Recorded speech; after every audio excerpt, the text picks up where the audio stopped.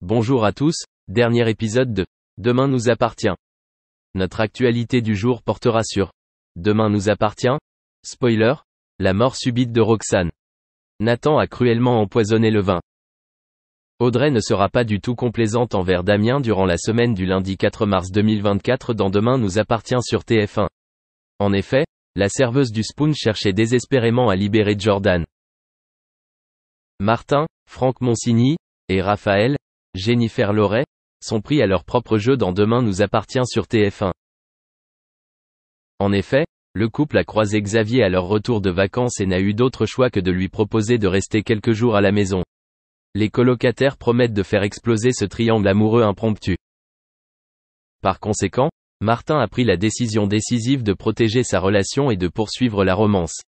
Une de ses collègues, Roxane, a un nouvel objet de désir.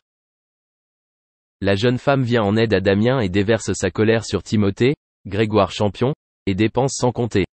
Cependant, cette mode va se transmettre à lui. Damien est arrêté par la police, peut-être parce qu'il a outrepassé ses droits en se rendant illégalement chez Laure, Célie Verger. Dans la suite de cette semaine, Jordan reçoit la visite surprise d'une jeune femme en prison.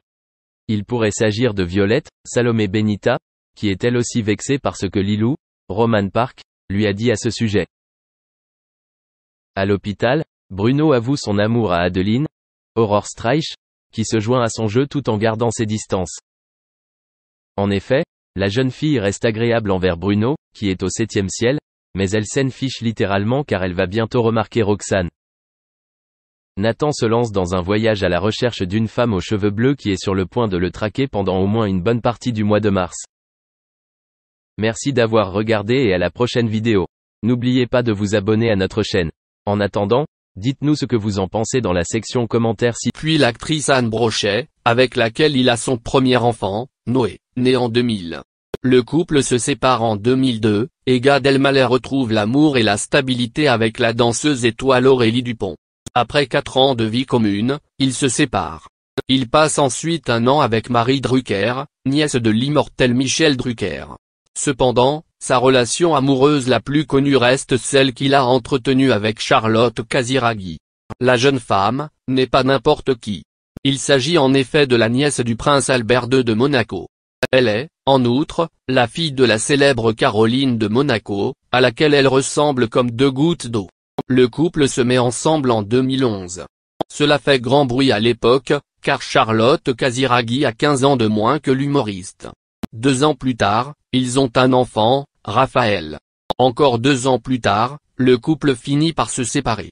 Depuis, Gad Elmaleh fait profil bas sur sa vie amoureuse. Pendant 4 ans, Gad Elmaleh a donc fait partie de la famille princière de Monaco. Et apparemment, ce ne fut pas facile tous les jours.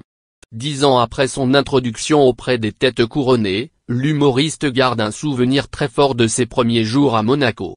C'est cette expérience qui lui a inspiré son nouveau spectacle, intitulé d'ailleurs « En pleine tournée sur les plateaux télé », il a livré quelques anecdotes croustillantes sur ses moments de malaise.